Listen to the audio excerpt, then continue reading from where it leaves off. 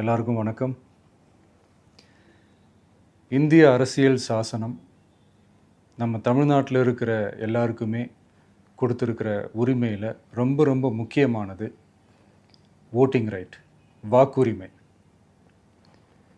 ஒரு மனுஷன் உயிரோடு இருக்கான்றதுக்கு அடையாளமாக இருக்கிறதுல அவனோட ஓட்டுரிமை ரொம்ப முக்கியம். அதனால தான் voting is not only our right but also our life. ஒரு முக்கியமான விஷயத்தை பற்றி இப்போ நான் உங்ககிட்ட ஷேர் பண்ண போகிறேன். இது நான் ஃபஸ்ட்டு கேள்விப்பட்ட உடனே எனக்கே ரொம்ப ஷாக்கிங்காக தான் இருந்தது. இப்போ நான் பேசிகிட்ருக்கிற இந்த நேரத்தில் தமிழ்நாட்டில் இருக்கிற நம்ம யாருக்குமே ஓட்டு போடுற உரிமையே இல்லைன்னு சொன்னால் நம்புவீங்களா? நான் நீங்கள் உட்பட யாருக்குமே அது இல்லை. நான் பயமுறுத்துறேன்னு நினைக்காதீங்க, அதுதான் நிஜமும் கூட.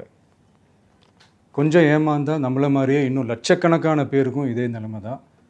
ஓட்டு போடுற அந்த உரிமையே இல்லாத மாதிரி ஒரு நிலைமை வந்தாலும் வரலாம். இதுக்கு மெயின் ரீசன் அந்த எஸ்ஐஆர், ஸ்பெஷல் இன்டென்சிவ் ரிவிஷன், சிறப்பு தீவிர திருத்தம்.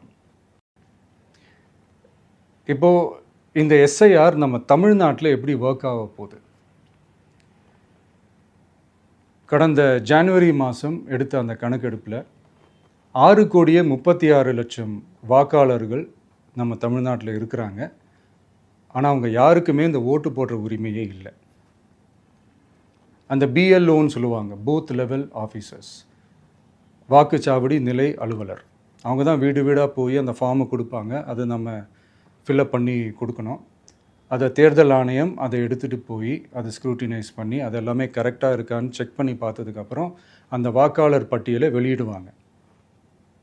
அந்த வாக்காளர் பட்டியலில் நம்ம பேர் இருக்கணும், அப்போ தான் நம்மளால் ஓட்டு போட முடியும். அந்த புது பட்டியல் வர்ற வரைக்கும் நம்ம வாக்காளர்களான்றது அது உறுதியே செய்ய முடியாது.